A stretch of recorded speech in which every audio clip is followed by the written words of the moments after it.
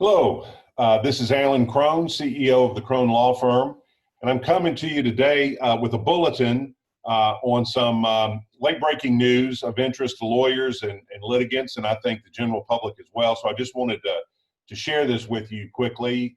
I've also attached to this email is a blog post on this as well as the actual order itself. But yesterday, the Tennessee Supreme Court issued a new state of emergency order. It actually extended the state of emergency order that it entered in March, which extended some deadlines and did some other things.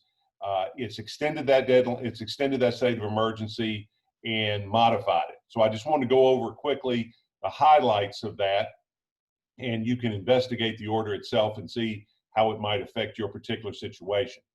The most important part is that it extends the plans that have been made to modify the need for in-person court proceedings.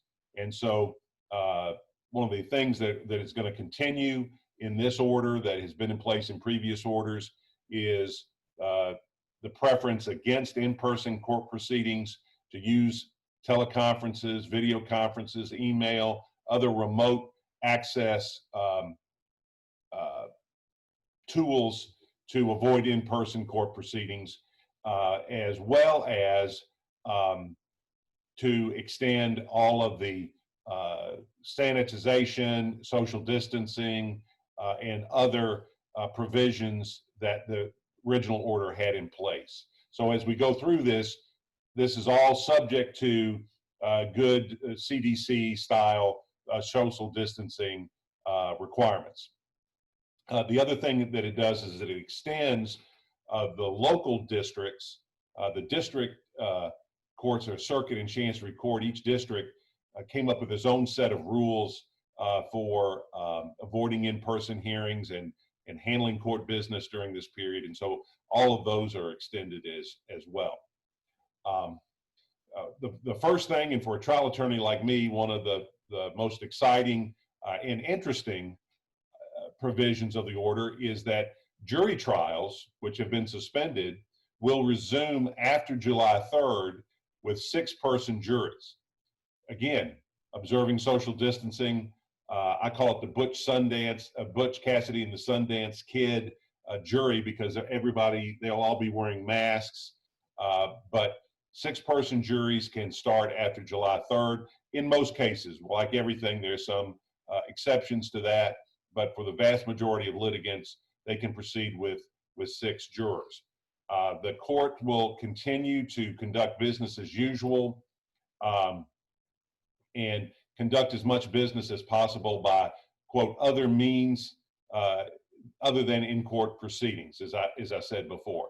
One thing I really want to stress is Tennessee courts have been working. Judges, court personnel have been working to dispense essential justice and do it in a way that's safe and healthy for everybody. And they really deserve our vote of thanks and confidence because they've figured out a way to keep justice moving, and that's really, really important. And they've also, the court also suspended any state statute, rule, regulation, local rule that would impede a court's ability to work remotely. Now I'm going to read this next one verbatim. I apologize for doing that, but it's important, and I don't want to paraphrase it because I don't want to misinterpret it or lend itself to misinterpretation. But this talks about the extension, the previous extension of deadlines, and it says, quote, deadlines set forth in court rules, statutes, ordinances, administrative rules, or otherwise that are set to expire during the period from Friday, March 13th, 2020 through Sunday, May 31st, 2020, remain extended through Friday, June 5th, pursuant to the terms of paragraph 7 of the court's April 24th, 2020 order. The court anticipates that there will be no further extensions of these deadlines. So if you're a litigant or a lawyer and you've had a statute of limitations, for example, that ran during that period, it's been extended to June 5th, but it's probably not going to be extended. In fact, I'll go out on a limb and say, in my opinion, based on reading this, it won't be extended. So just make sure that if you've got a complaint in the hopper that needed to be filed, to say sometime in April or May, that you get it filed before June 5th. The Supreme Court encourages the use of the Online Notary Public Act, and permissive use of electronic signatures for court filings is extended. And that kind of mirrors a process that the federal courts have used for quite some time, electronic signatures as opposed to what they call wet signatures, or signatures that you sign.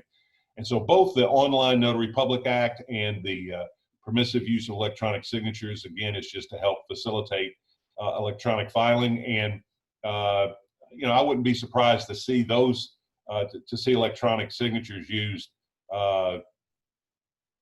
in the future as we go through this, because I can tell you, as a federal practitioner, it's just very easy to do, and it really doesn't change anything in terms of the impact of requiring a signature.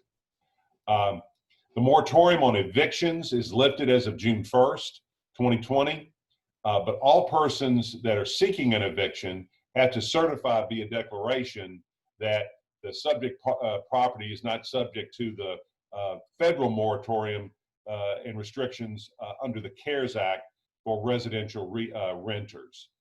So if you're a residential renter and your property is covered by the CARES Act moratorium on evictions, then you're still okay. But if you have just been unable to pay your mortgage, then or a lease payment, then those evictions are going to start back up on June 1st, 2020, and there are going to be a lot of them. So probably nothing is going to happen overnight. Probably would be a good idea, if you can, if you're in that situation, to contact your whoever you owe, your creditor, on that, and start working something out to avoid a lawsuit being filed. Just kind of word to the wise. And then temporary injunctions and orders of protection, which would have expired on May 31st, 2020, are extended to June 15th, 2020. Again, that just kind of cuts down on the need for in-person hearings.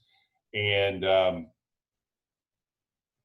would be, if you've got a situation where you're litigating a temporary injunction and going on to that next phase, then there probably will be a rush into the courtroom on June 15th. So plan accordingly, or as the orders used to say, govern yourself accordingly. All right, so that is the court's new emergency order. I looked this morning, and it's not on there on the Supreme Court website yet. Probably will go up today. As I said, it was issued yesterday. I can get you a copy if you need it. We've got links to it on all of this. So just wanted people to be aware of what was going on. And that concludes this bulletin. I appreciate it, and I hope everybody has a great day, and call me if you need me. Goodbye.